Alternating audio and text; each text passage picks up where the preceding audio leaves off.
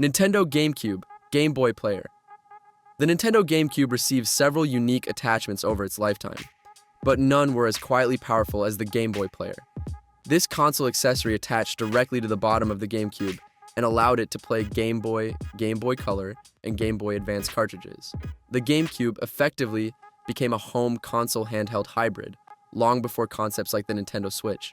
Because the Game Boy Player used real hardware rather than emulation, games ran smoothly with accurate timing, authentic audio, and no compatibility issues. For many collectors and speedrunners, the GameCube equipped with a Game Boy Player is still one of the best ways to experience GBA titles on a television. It wasn't flashy, but for the GameCube, it was one of the most functional accessories Nintendo ever produced. Additionally, it allowed multiplayer handheld games to be experienced on a large screen, making group play more accessible and fun, something handhelds rarely offered at the time. PlayStation 2 Network Adapter.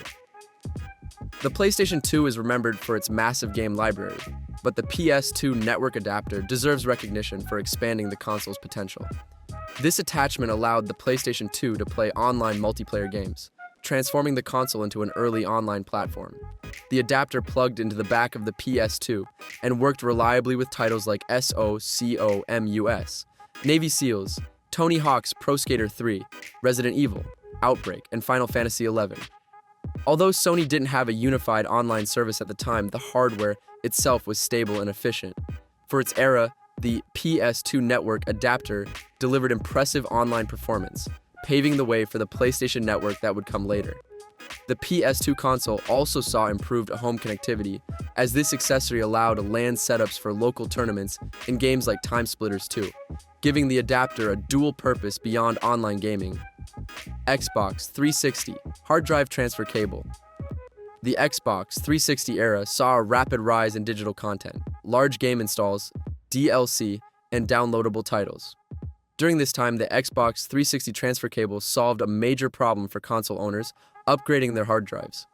Instead of manually re-downloading dozens of gigabytes, users could connect this accessory and transfer all their data, games, saves, profiles, and licenses directly from one Xbox 360 hard drive to another. For the Xbox 360 console, this accessory worked flawlessly. It greatly reduced the time required to migrate data, prevented corruption, and simplified storage upgrades. While simple in appearance, it was one of the most dependable and practical pieces of hardware Microsoft released for the 360. Many gamers credit it as a lifesaver when switching to the Xbox 360S model, making it one of the few console accessories that combine convenience with reliability. Nintendo DS Rumble Pack.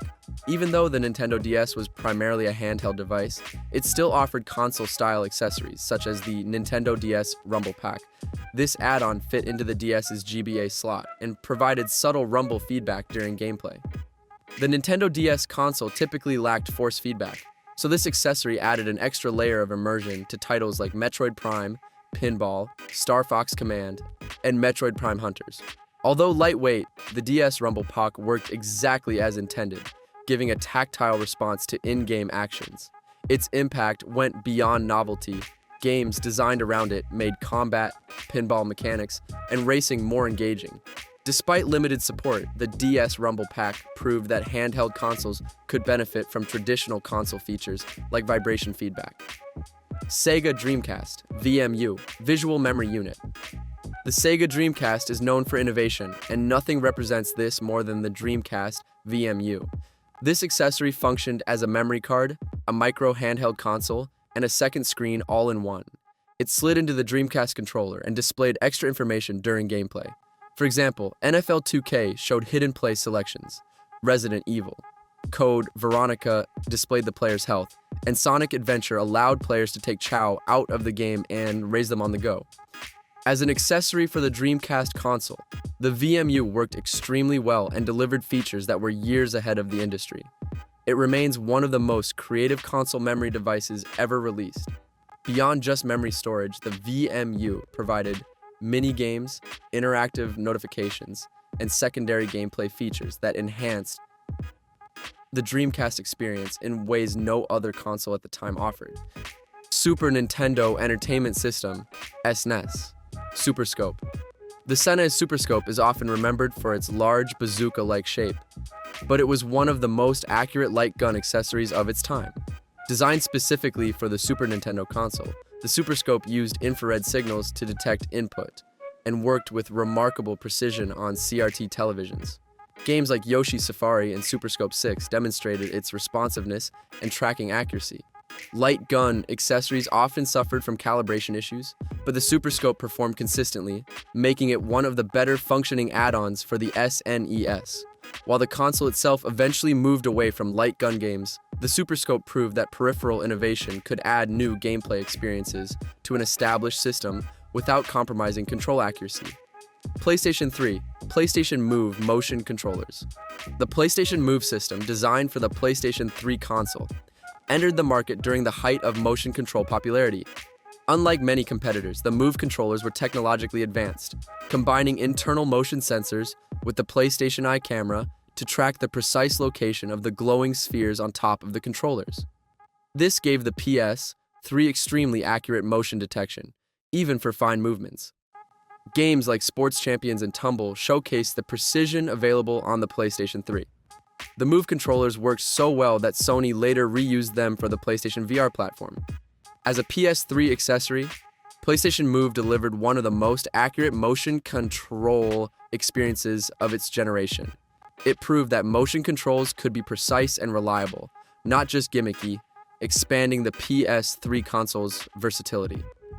Nintendo 64 Expansion Pack. The Nintendo 64 Expansion Pack ranks as one of the most successful console upgrades ever.